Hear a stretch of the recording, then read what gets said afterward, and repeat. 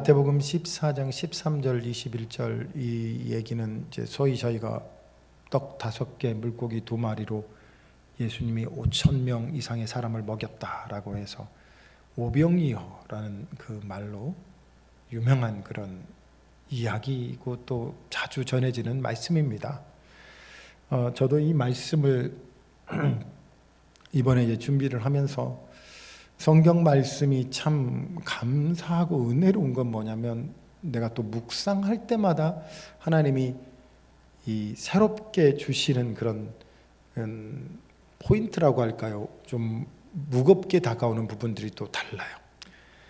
그래서 오늘 특별히 이 14장 13절 이 오병이어 사건을 통해서 제가 여러분에게 얘기하고 또 나누고 싶은 하나님이 주신 마음은 먼저는 하나님 나라에 관한 그 관점이고 그 다음에 두 번째 예수 그리스도께서 왜 당신에 대해서 무엇을 우리에게 얘기해 주고 싶으신가, 예수가 우리에게 말씀하셨다면 그러면 우리는 어떻게 반응해야 하는 것인가 라는 것에 관하여 한번 여러분 그것을 중심으로 한번 얘기를 나누고 싶습니다. 그 첫 시작은 예수님이 빈들로 배를 타고 따로 빈들로 가시면서 오늘 이 이야기는 시작이 됩니다만 이 앞부분에 생략되어 있는 단어가 그때의 그 시간에 그때의 예수님이 빈들로 나가셨더라라는 이야기로 시작합니다. 그때가 뭐냐면 예수님보다 먼저 와서 사실 조금 더 일찍 태어난 예수님의 사촌이죠. 세례 요한이 광야에서 선지자로서 백성들을 가르치다가 그의 사명이 광야에서 외치는 자의 소리로 주님 오실 길을 예비하던 이 선지자가 참수를 당합니다. 아시죠? 머리가 잘린 죽임을 당합니다. 그리고 제자들이 이 소식을 예수님께 알려줍니다. 그러면서 예수님이 빈들로 가십니다. 자, 이 얘기를 하기 전에 저희가 이제 사실은 이 마태복음 14장 1절부터 12절까지는 요한이 어떻게 죽음을 당했나, 어떤 정치적인 술수와 그 세상 왕에 의해서 비참하게 그 목숨을 잃었는지 얘기를 합니다. 그래서 잠깐 그 역사적인 배경을 여러분하고 좀 얘기를 하고 싶은데 이게 쉽지가 않아요. 근데 왜 아주 복잡한 얘기를 좀 단순하게 여러분 이해하기 쉽게 얘기를 하려고 그러는데, 저도 몇 번 읽어봤는데 이름이 잘 안 외워져. 이 사람들이 우리나라 철수 만수 그러면 외우가 싶은데 헤롯 아킬레, 헤롯 아그리빠, 헤롯, 우리나라 사람 이름도 아니고 저도 가끔 몇 번 하들 때도 헷갈릴 때가 있는데 최대한 쉽게 여러분에게 한번 이야기를 해보고 싶어요. 이게 소위 말하는 헤롯, 겁먹지 마세요. 벌써 겁먹지 마. 오늘 설교 다 틀렸네, 은혜 받기 이러지 마세요. 이거 그냥 한 번에 지나갈 거니까 끝까지 조금만 인내해 주시고 저를 따라오시길 바랍니다. 벌써 포기하신 분 안 계시죠? 예, 감사합니다. 할렐루야. 나중에 또 은혜스러운 말씀이 많이 나오니까. 이 노랗게 표시된 부분 사람들이 왕이에요. 사실은 헤롯 왕이라고 불려지는 왕입니다. 그러니까 성경에서 헤롯 왕 그러면 대개 복음서에서는 그 두 번째 나와 있는 헤롯 대제라고 하는 이 헤롯 왕과 그 다음에 그 밑에 가운데에 있는 헤롯 안티파스 왕을 헤롯 왕이라고 그래요. 전부 헤롯이라고 불려요. 그 다음에 왼쪽 밑에 있는 헤롯 아그리파, 이 왕은 나중에 바울이 만나서 복음을 전해 사도행전에 그 왕으로 나오죠. 자, 내가 왜 이 얘기를 꺼내놨느냐, 이 사람들, 특히 헤롯이라는 이 사람들은, 이 가문은 유대인의 가문이 아니에요. 에돔 사람이에요. 그러니까 이스라엘 사람이 아니고 에서의 종족이죠. 이 사람들이 어떻게 유대의 왕이 됐습니까? 라고 얘기를 하면, 당시 유대는 하스몬이라는 왕가가 다스리고 있었는데, 이스라엘 역사를 아시는 분은 마카오라는 아주 유명한 이스라엘의 영웅 같은 그 사람이 이스라엘을 어떻게 다시 세우고 독립시켰느냐 이 얘기가 나오는데, 이 하스몬 왕가가 다스리는 이때 로마가 쳐들어와서 이스라엘을 점령할 때 이 헤롯이 이 로마를 도와서 이스라엘을 점령합니다. 그리고 이제 로마 황제가 헤롯을 그 땅의 왕으로 임명해요. 우리는 좀 생각이 왕이 누가 왕을 임명합니까? 이렇게 얘기하는데 로마는 황제라고 그랬어요. 왕보다 더 뛰어난. 그래서 자기들이 왕을 임명하는 거예요. 거기에. 왜냐하면 유대는 우리의 속국이다, 우리의 식민지니까 네가 대신 다스려라 하고 헤롯에게 왕을 임명한 거예요. 이 사람이 바로 헤롯 대제. 그래서 유대 전역과 그쪽 지역의 근동을 다스리는 왕이 되었습니다. 근데 이 사람이 굉장히 정치적인 사람이지만 아주 잔인한 사람으로 유명했습니다. 심지어 이 사람이 유대의 왕이 되면서 유대의 여인 미리암이라는 여인과 결혼하는데, 당시 하스몬 왕과의 자손이고 대제사장의 딸인 미리암과 결혼을 해서 유대인의 정통성을 어떻게든 살려보려고, 우리가 정통적이다 이렇게 하려고 그랬는데, 나중에 이 미리암이 인기를 얻고 정치적 영향이 세지니까 자기 부인도 죽이고 그 아들들도 죽여요. 이 사람이 저질렀던 가장 끔찍한 일이 마태복음 첫 시장에 예수님이 베들레헴에서 태어났다는 얘기를 듣고 3살 이하의 아이를 다 죽여요. 이 사람의 잔인성은 이 유대뿐만 아니라 그 당시에 그 유럽 전역에 아주 유명했던 사람이에요. 그래서 자주 가십에 올렸던 흔적들이 다른 역사서에 기록이 되어 있어요. 그리고 이제 이 사람이 죽지요. 죽으니까 이제 아들들이 일어나서 자기들이 서로 왕이 되겠다고 해요. 그래서 아들들이 자기가 왕이 되고 싶다고 왕이 되는 게 아니잖아요. 로마 황제를 찾아갔어요. 대표적으로 이 3명의 아들들이 찾아갔어요. 이 3명의 아들들이 그 밑에 노란색으로 헤롯 아킬레아스, 헤롯 뭐예요? 나도 잘 모르겠어. 아티파스, 그다음에 헤롯 빌립이라는 이 3명의 아들들이 찾아가서 서로 유대의 왕이 되겠다고 하니까 로마 황제가 그러지 말고 3등분 해라. 나눕니다. 예수님이 살았던 갈릴리 지역은 헤롯 안티파스라는 애한테 주고 왕한테 줬죠. 그다음 그 밑에 사마리아, 예루살렘 이 유다 지역은 헤롯 아킬레오한테 주고, 그다음 나머지 저쪽에 있는 땅도 헤롯 빌립한테 왕으로 줍니다. 그래서 이 사람들은 분봉왕이라고 성경에 언급이 돼 있어요. 나눠서 줬다. 그래서 이 왕이에요. 근데 이제 헤롯 아킬라오, 이 사람은 정치를 정말 잘 못했어요. 잔인하기만 하고.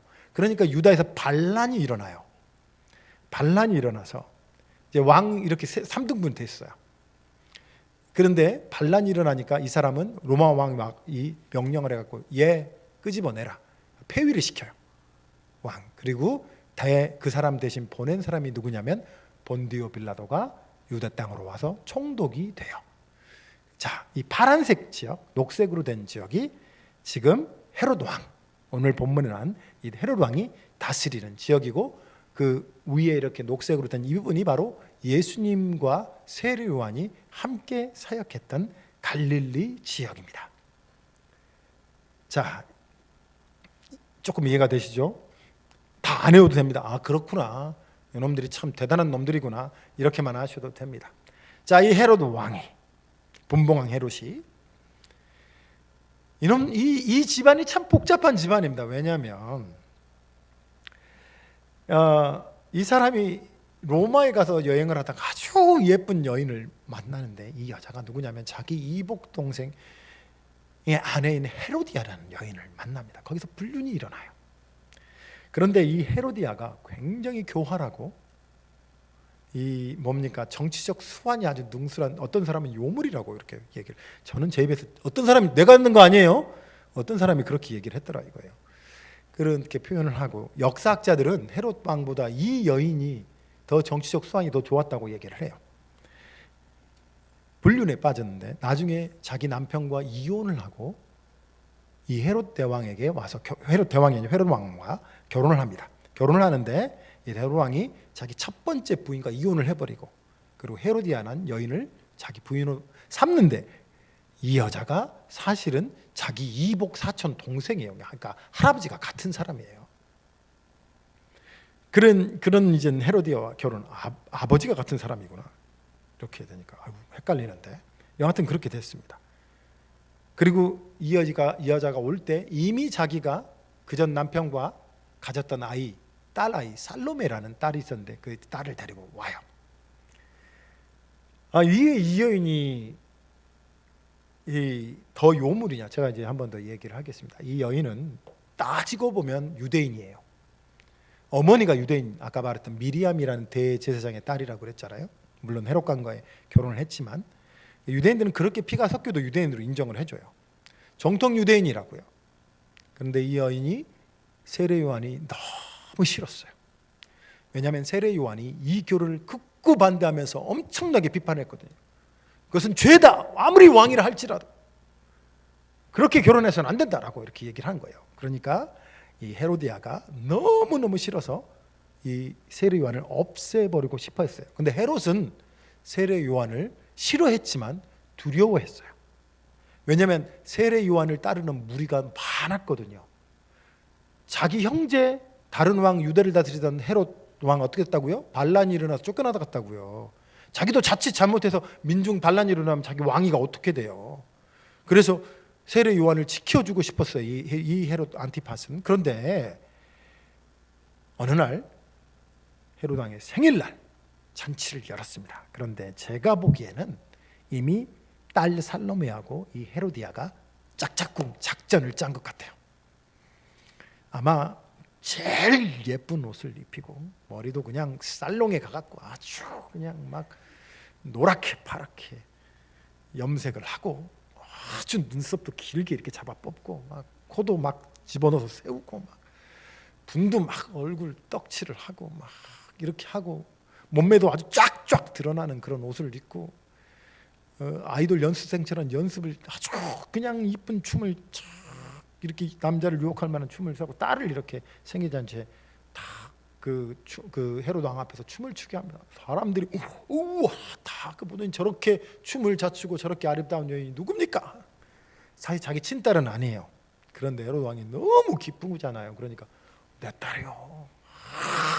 하면 이 뭡니까? 막 가슴이 벅차오르는 거예요. 그 예쁜 딸이 자기 앞에서 이렇게 아이돌처럼 춤을 추고 있는 거 보니까 여러분 내 딸이 아이돌이 됐어요. 얼마나 기쁘겠어요. 막 텔레비 나오고 사람들이 막 사인해달라고 막 하고 그러면 내 딸이요, 내 딸. 너무 기쁘니까 헤롯 왕이 이 살로메에게 네가 원하는 게 뭐냐 내가 전부 다 들어줄 테니까 말만 해라 라고 그 많은 사람들이 보는 앞에서 공언을 해요. 살로메가 뭐라고 얘기하냐면 제가 원하는 이미 안마고 다 짰다고 그랬잖아요. 원하는 것은 세례 요한의 머리를 쟁반에 담아 저에게 가져다 주십시오. 이렇게 얘기를 하는 거. 참 잔인한 일 아닙니까? 여러분 세례 요한이 백성의 존경을 받았던 사람이면 정말 좋은 왕 같으면 죽이고 싶어도 존중스러운 죽임을 내릴 거 아니에요. 우리나라 같으면 뭐예요? 사약을 받아라. 아니면 뭐 이렇게 그럴 게 아니겠어요. 그런데 쟁반에 이 음식 담으듯이 그런 모욕적인 세례 요한의 머리를 담아와라고 이렇게 부탁을 하니 이 헤롯이 시급한 거예요. 왜냐하면 자기도 세례 요한이 무섭거든요. 감히 어떻게 결정을 못 내리고 있는데 이미 뱉어버린 말이에요. 거기서 하나님보다 사람을 더 두려워했던 이 왕은 하나님보다 사람의 인기를 더 얻고자 했던 이 왕은 여자가 낳은 자 중에 가장 큰 자이며 하나님의 사람이고 백성들의 존중을 받던 위대한 선지자 세례 요한을 목을 쳐서 쟁반에 담아서 그 딸에게 선물로 줍니다. 이 끔찍한 일이 일어났습니다. 이때 그 얘기를 들은 제 제자들이 마음이 이해가 되세요? 자기들이 따랐고 존중했고 이 사람이 우리나라의 희망이다, 이 사람이 우리 시대의 소망이다라고 했던 그런 정치적 지도자가 그런 식으로 목숨을 잃어버렸을 때, 여러분은 뭐 여수 사람들은 옛날에 김대중이 죽었다 이런 얘기 들었을 때 그 기분이 조금 아마 제가 무슨 정치적인 무슨 저기가 있어서 얘기한 건 아니고 좀 이해하기가 좀 쉬울 텐데, 여하튼 그런 마음을 가지고 있을 그때에 예수께서 광야로 가셨습니다. 예수님이 그 얘기를 들으시고 배를 타고 광야로 가셨다는 이 말은, 광야는 예수님이 한적한 곳으로 가셨다는 이 빈들로 가셨다는 이 말이, 빈들이 광야하고 똑같은 말이에요. 사실은 세례 요한이 사역을 했던 헬라어로 요한이 사역했던 그곳에 예수님이 가신 거예요. 요한의 빈자리에 예수님이 가신 거예요. 여러분, 내가 이 말씀을 읽으면서 제가 들었던 제가 강조하고 싶었던 얘기는 하나님의 나라. 늘 세상 나라는 하나님의 나라를 없애려 하고 물리치려 하고 우리가 생각하는 것만큼 일어나지 않는 그런 기대와 핍박 가운데 이러다가 망할 것 같은 그런 위태위태함 속에서도 하나님 나라는 영원하다는 것입니다. 주의 나라는 영원하며 그의 권세는 무궁하도다. 세례 요한은 사라졌지만 그 빈자리에 예수 그리스도께서 와서 말씀을 가르치시기 시작하시고 백성들을 고치시기 시작하십니다. 여러분, 또 이 광야는 헤롯의 궁궐과 대조적인 곳이며 예수님이 그런 말씀을 하시죠. 너희가 무엇을 모르고 광야에 갔더냐? 화려한 옷을 입은 사람이냐? 그런 사람들은 헤롯의 궁전에 있느니라. 바람에 흔들리는 갈대냐? 아니로다. 이렇게 얘기를 하시거든요. 광야에 말씀이 있기 때문에. 저는 이 광야가 이 궁궐과 아주 반대적인, 맛있는 음식이 있는 것이 아니고 파티가 있는 곳이 아니고 춤과 노래가 있는 곳이 아니며 화려한 옷을 입고 부와 그 다음에 명예와 사람들의 인기와 그 다음에 지위와 파워가 힘과 권력이 있는 그곳이 아무것도 없는 것 같은 그러한 곳에 하나님의 나라의 중심이 이 광야가 아주 세상 궁궐과 반대로 보이는 모습을 봅니다. 그래서 저는 우리가 살아가는 세상과 교회를 비교할 때 가끔 우리가 광야 같은 세상에서 이렇게 얘기를 하는데, 저는 반면에 이런 생각을 해봤어요. 세상은 광야가 아니에요. 세상은 궁궐 같아요. 좋고 화려한 것이 많잖아요. 오히려 하나님의 나라는 광야 같은 곳일 거예요. 우리 눈에 보기에 좋은 곳이 아무것도 없어요. 세상 궁궐 같아요. 얼마나 멋지고 화려합니까? 둘 중에 하나를 가라 그러면 여러분 어떡하겠어요? 주일날 궁궐로 갈래? 광야로 갈래? 다른 말로 하면 여러분 주일날 쇼핑몰로 갈래? 교회로 갈래? 쇼핑몰에 커피숍도 있고 옷도 있고 식당도 있고 LF 광양스퀘어 세일하더라. 이 주일날 어디를 갈래? 라고 할 때 교회 가서 무슨 좋은 옷을 입습니까? 아니면 교회 음식이 아무리 맛있어도 우리가 뭐 골라 먹을 수 있는 것이 있습니까? 오히려 교회가 광야 같은 거예요. 하나님 나라에 있는 우리 믿음은 궁궐을 버리고 광야를 택하는 것 같아요. 신앙은 말이죠. 그래서 여러분 사실 교회에 왔다라고 하는 것 마치 예수님을 쫓아서 광야로 온 무리와 같은 그런 모습으로 보입니다. 여러 무리가 걸어서 예수님을 쫓아옵니다. 왜냐하면 이 사람들은 그동안 따랐던 지도자를 잃어버린 사람들이에요. 그 상실감과 그 슬픔과 채울 수 없는 그 가슴들의 허전함, 아마 그들 안에는 분노가 있었을 것이고 그들 안에는 슬픔이 있었을 것이고 그들 안에는 실망이 있었을 것이고 그들 안에는 절망이 있었을 것이고 거기서 예수를 쫓아가기 시작한다는 것입니다. 예수님이 우리를 불쌍히 여기시며 도우시기를 시작하십니다. 14절 말씀을 같이 한번 읽어봅시다. 시작. 예수께서 나오사 큰 무리를 보시고 불쌍히 여기사 그 중에 있는 병자를 고쳐주시느니라.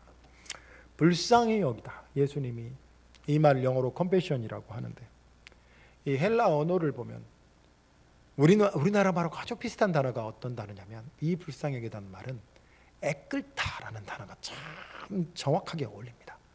애끓다는 게 뭐예요? 창자가 끊어지는 것 같다라는 거잖아요. 너무너무 슬프면, 너무너무 가슴이 아프면 창자가 끊어지는 것 같잖아요. 그 슬픔과 하나님이 무리를 사랑하시는데, 왜 무리를 이렇게 사랑하시냐면 마태복음 9장 36절에 무리를 보시고 불쌍히 여기시니 애가 타니, 애가 끊는 것 같으니, 왜냐하면 이들이 목자 없는 양같이 고생하며 길이남이라 라는 말이에요.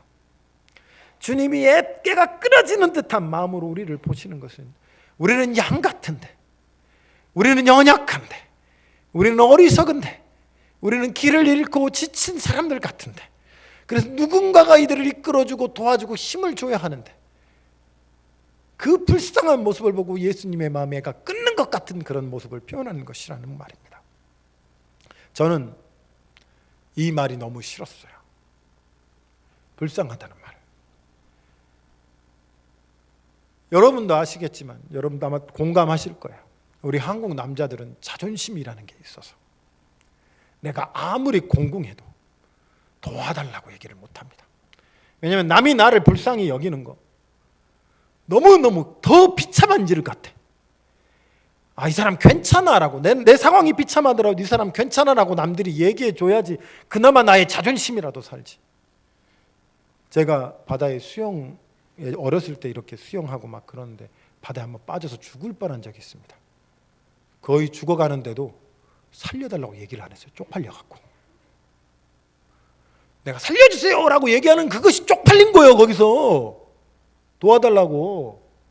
차라리 죽고 말지. 그래서 아마 우리는 예수님이 우리를 불쌍히 여기신다는 이 말을 그래서 받아들일 수 없는지도 모르겠어요. 나 안 불쌍해요. 나 살만해요. 뭐 통장에 잔고도 좀 있고, 내가 뭐 삼시세끼 뭐 먹고, 돈 필요하면 뭐 조금 뭐 도와주고 돈 빌려줄 그런 사람들 조금 있어요. 괜찮아요. 나 혼자 그냥 잘 살 수 있어요. 이렇게 우리 스스로를 위로하고 격려하고 그럴 수 있을 것 같아요. 근데 여러분, 우리가 성경에 있는 어떤 단어를 우리가 받아들일 때는 내 경험이나 내 개인의 느낌을 가지고 받아들이지 마십시오. 우리가 하나님의 말씀을 받아들일 때는 주님의 마음을 받아들이시는 것이 좋습니다. 주님이 불쌍히 여기신다는 말은 하나님이 우리를 도와주시기를 원하신다는 말입니다. 대한민국을 정의하는 한 단어가 고독한 사회라고 얘기를 하더라고요. 아니, 우리가 왜 고독합니까? 친구도 있고 친척도 있는데. 근데 이 고독한 사회고, 지금 여러분이 살고 있는 이 사회, 아무리 여러분이 친구가 많고 아무리 연락처가 많고 전화번호에 수백 통의 연락처가 있어도 현대를 사는 사람들은, 대한민국은 굉장히 고독하대요. 왜냐하면 정말 도움이 필요할 때 도와줄 사람이 없기 때문이랍니다.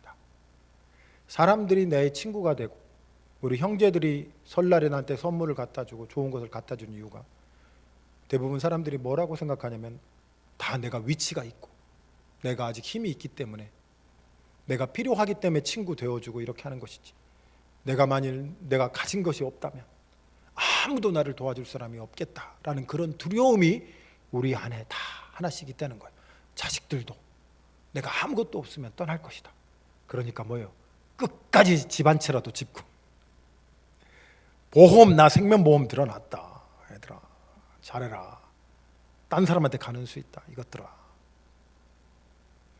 우리가 고독한 것은 정작 우리가 도움이 필요할 때 도와줄 사람이 없다는 것입니다. 주님이 우리를 불쌍히 여기십니다. 주님이 우리를 도와주시기를 원하십니다. 주님이 끓는 심정으로, 이 애끓는 심정 때문에, 못 본 척 할 수 없는 그분의 사랑 때문에 이 성경의 일을 시작하시고 그 마지막에 아들을 십자가에 죽이는 일까지 하신다는 거예요. 밤이 되었습니다. 예수님께 말씀을 듣고 가르침을 받던 이 사람들이 저녁이 되니까 배가 고프기 시작합니다. 제자들이 얘기를 합니다. 우리 같이 한번 읽어볼까요? 시작. 이곳은 빈들이요 때도 이미 저물었으니 무리를 보내어 마을에 들어가 먹을 것을 사 먹게 하소서. 제가 어렸을 때 지금 생각해도 창피하고 부끄러운 게 뭐냐면, 눈치가 없어가지고 친구 집에 놀러 가면 저녁 내내 놀아요. 뭐 할 때까지. 그러면 한참 놀고 있으면 이제 걔네 엄마들이 대진아 집에 가서 밥 먹어라 이렇게 할 때까지 계속 노는 거예요. 집에 가서 밥 먹어라. 자기들 밥 먹어야 되는데 내가 있기 때문에 내 밥 차려주기는 좀 그렇고 너 집에 가서 밥 먹어라. 그러면 아니요 괜찮아요. 배 안 고파요. 더 놀고 싶어서. 지금 그 말이 아닌데 자기들 밥 먹어야 되는데 내가 안 가고 있으니까 밥을 못 차린다는 거잖아요. 저는 이 제자들의 마음이 아마 그랬을 것 같아요.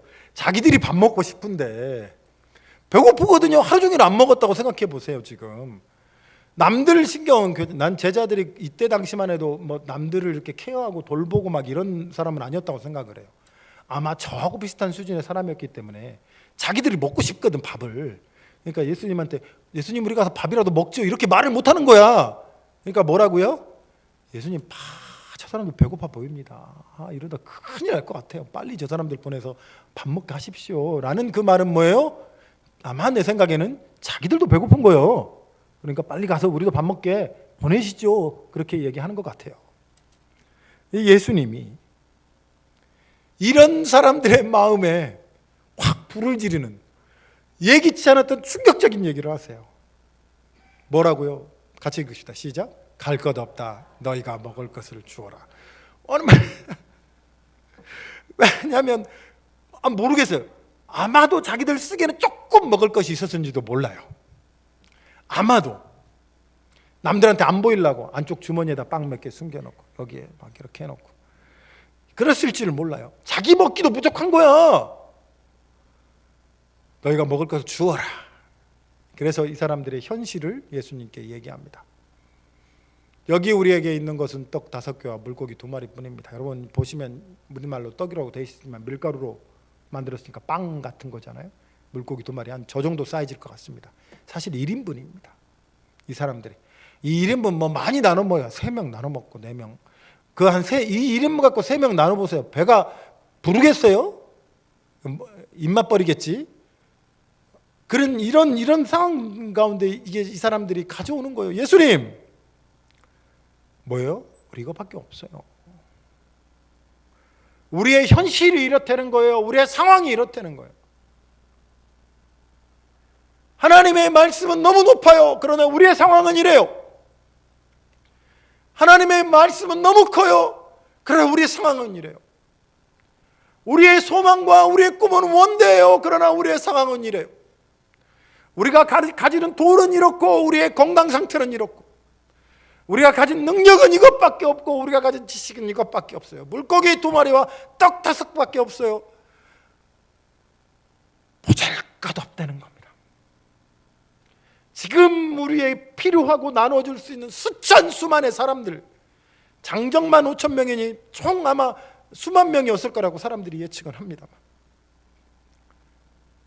이런 상황 가운데 물고기 2마리하고 떡 5밖에 없습니다. 이 말은 여러분이 가져왔던 사람들의 마음은 어떻겠어요? 예수님, 아무리 예수님이라도 그렇게 말하시면 안 되죠. 지금 우리 상황을 이해하고 계십니까? 보고 계시냐고요? 우리 보고 거룩하게 살라고요? 지금 이 땅이 어떤 데인 줄 아세요? 그렇게 살다간 다 죽어요. 우리 보고 말씀을 믿고 살라고요? 천국을 바라보고. 지금 세상이 어떤 세상인지 아세요? 그렇게 살다간 다 망해요.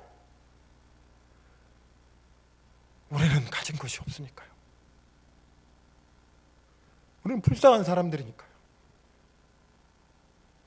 주님, 우리의 상황이 이렇습니다 라고 예수님께 나오는 거예요.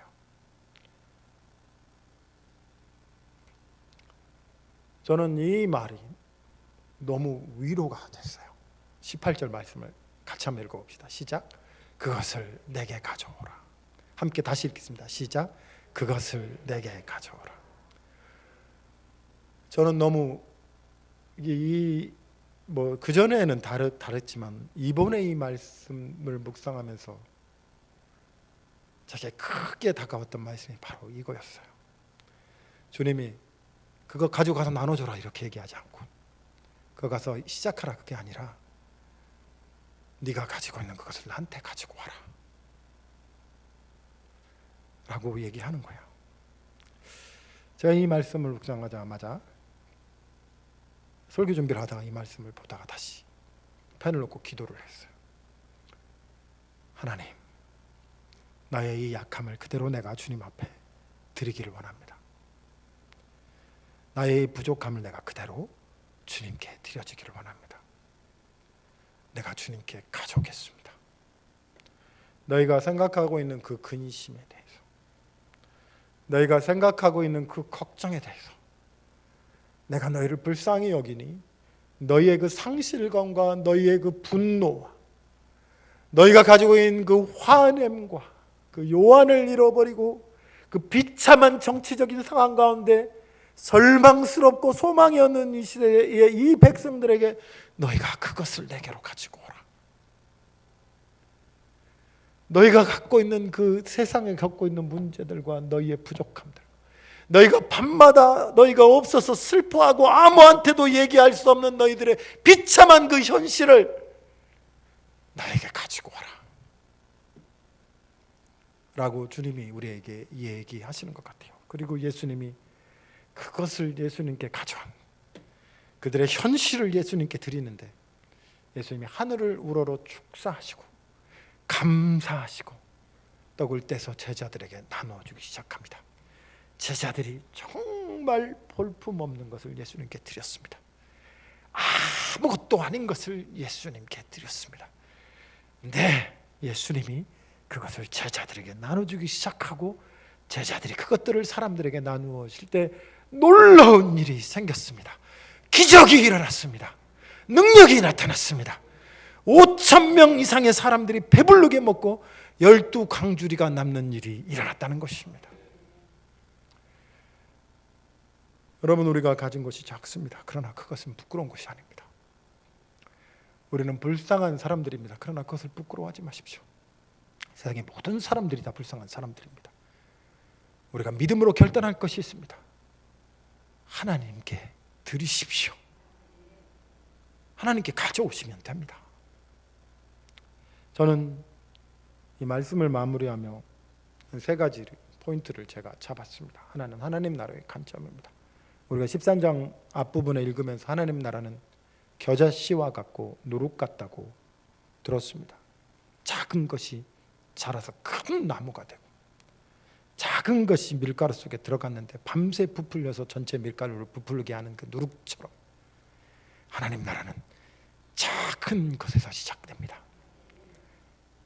이것을 하나님께 드릴 때 하나님 나라는 예수 그리스도로 인하여 누룩처럼 겨자씨같이 보잘것없고 무시당하고 아무것도 없는 곳에서 시작되었다는 것입니다. 우리의 믿음이 겨자씨 같다 할지라도 우리의 삶이 보잘것없는 것이라 할지라도 내 인생의 삶과 내 가치가 아무것도 아닌 것 같다 할지라도 주님이 축복하시고 은혜를 주시면 우리는 큰 나무가 될 것이며 30배, 60배, 100배의 열매를 맺을 것입니다.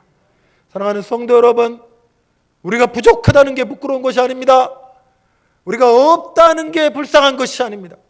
하나님이 없고 믿음이 없는 것이 더 불쌍한 것이고 궁궐에 살아 좋은 것을 먹어도 그 인생이 멸망하는 사람들이 더 불쌍한 것입니다. 우리 인생이 광야 같은 곳에 있다 할지라도 우리를 먹이시고 입히시며 기적을 베푸시는 주님과 함께라면 그곳이 바로 하나님 나라라는 것입니다. 그리고 예수는 우리를 긍휼히 여기시는 참 왕이십니다. 궁궐에서 자기 권세를 누리는 백성들을 핍박하고 죽이는 그런 왕이 아니라 여러분을 이용해 먹고 여러분을 악탈하고 여러분을 착취하는 왕이 아니라 자기의 생명을 버리신 그 백성을 너무 사랑하신 왕이십니다. 그래서 예수께 오십시오. 믿음은 예수께 나오는 것입니다.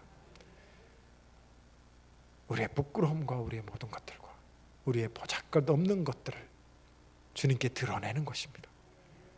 왜냐하면 주님이 고쳐주시는 분이시기 때문입니다. 기도하시겠습니다.